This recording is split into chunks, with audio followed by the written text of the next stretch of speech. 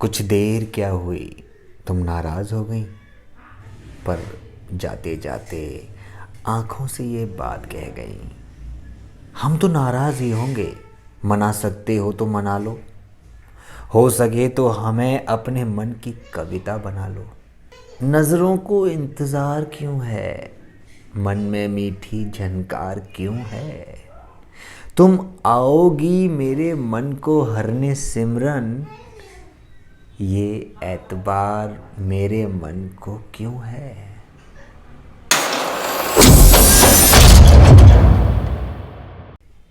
आज हम बात करेंगे कि यदि आपको एक बेहतरीन कलाकार बनना है तो आपको अपनी आवाज़ को मॉडिफाई करना भी आना चाहिए, यानी कि उतार चढ़ाव, फीलिंग्स, इमोशंस आपकी आवाज़ में बतौर एक्टर होने चाहिए।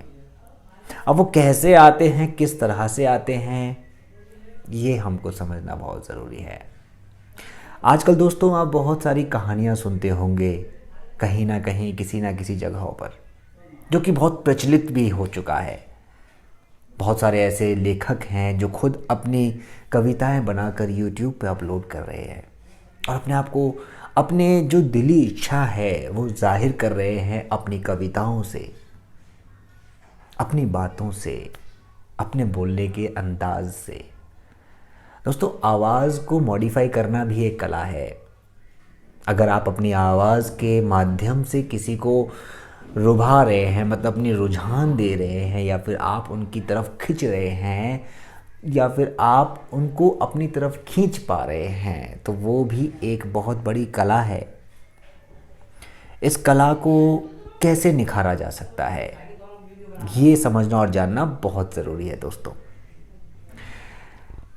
एक बात मैं आपको बताना चाहता हूँ, वो ये कि यदि आपको अपनी आवाज़ मॉडिफाई करनी है तो आपको 3 बातों का ध्यान रखना विशेष तौर पर ज़रूरी है।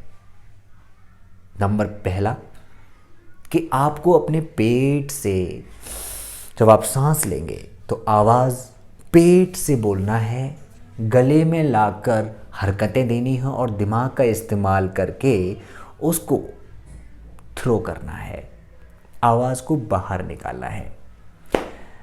अब इससे क्या होगा और किस तरह से आपकी आवाज़ सामने वाले को छू जाएगी, उसके लिए आपको ये सोचना है कि उसमें इमोशंस क्या हैं। जैसे शुरुआत में मैंने एक कविता पढ़ी थी, उस कविता का क्या इमोशन था। वो एक लड़का और एक लड़की की बात चल रही थी, दोनों एक दूसरे से प्यार करते हैं। एक रूठ गई है, उसको मनाना चाहता है लेकिन वो अपनी बात को बयां नहीं कर पाया। वो लड़की रूठ कर चली जाती है। अब लड़की कहना चाहती है अपने कविता के माध्यम से, हम तो रूठेंगे ही, मनाना चाहते हो तो मना लो। हम तो रूठेंगे ही, मनाना चाहते हो तो मना लो। समझ में आया आपको कि किस तरह से उसमें इमोशंस डालते जाना है आपको। जितना ज़्यादा आप इमोशंस को समझ जाएंगे उतना अच्छा आप उसके फील को पकड़कर डायलॉग डिलीवरी कर पाएंगे। This is called acting. आपका वॉइस मॉड्यूलेशन जब तक नहीं आएगा, जब तक आप अपनी आवाज़ में ठहराव नहीं लेकर आएंगे। तो दूसरा पॉइंट क्या आता है कि आपको फीलिंग के साथ साथ सही ठहराव की भी ज़रूरत है। अब जैसे मैं बीच बीच में बोल रहा हूँ, वहाँ बीच बीच में कितने ठहराव को मैं लेता हूँ और कहाँ कहाँ पर ठहराव के साथ मैं बोलकर आगे बढ़ाता हूँ, ये भी बहुत महत्वपूर्ण बात है।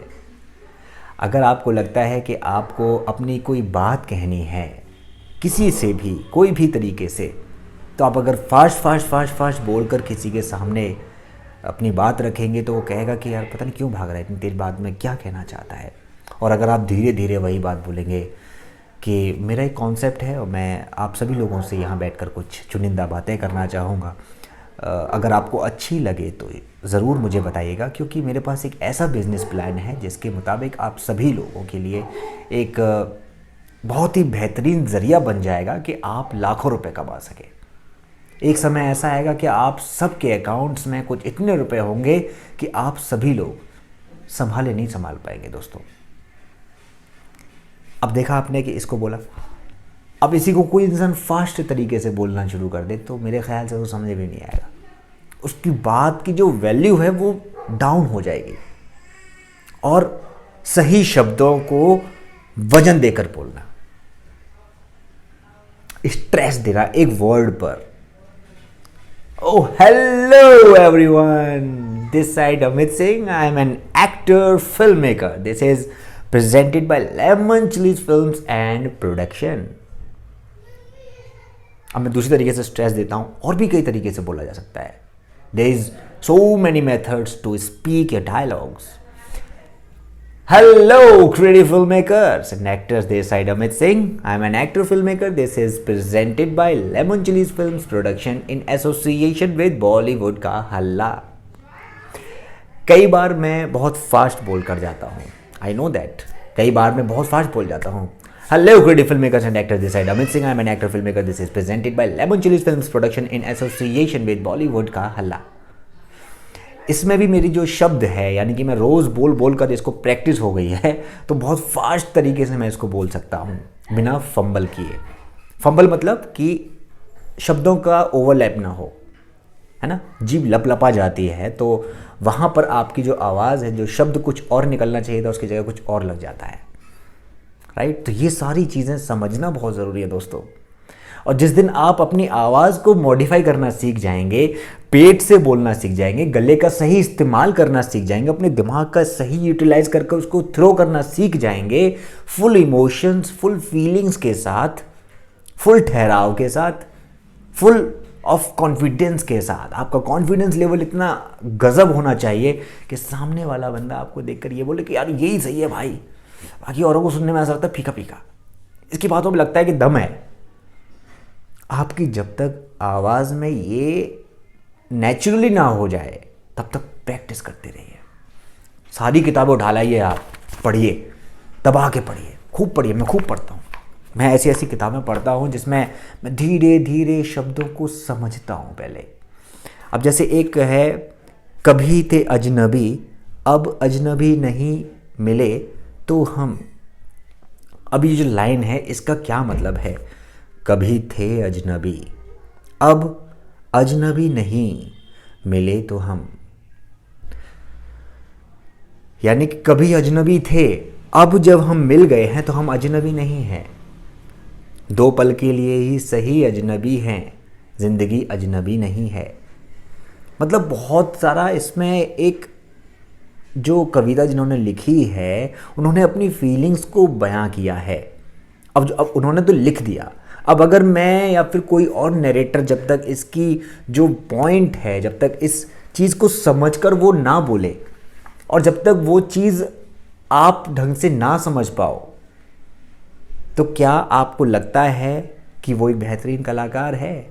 क्या आपको लगता है कि उसने उस डायलॉग को सही जस्टिफाई किया? आज के समय में भी क्या होता है कि जो बड़े बड़े एक्टर्स हैं वो भी कहीं ना कहीं गलत बोल जाते हैं,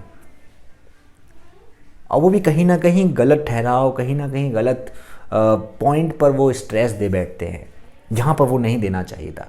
लेकिन वो बाद में उसको डबिंग में ले जाकर या फिर उसको रीशूट करके या फिर दोबारा से रीशूट करके फिर वो चेक करते हैं कि आपका जो डायलॉग है वो किस तरह का निकल कर आया है। तब जाकर एक बहुत ही बेहतरीन सा डायलॉग डिलीवरी बाहर निकलती है।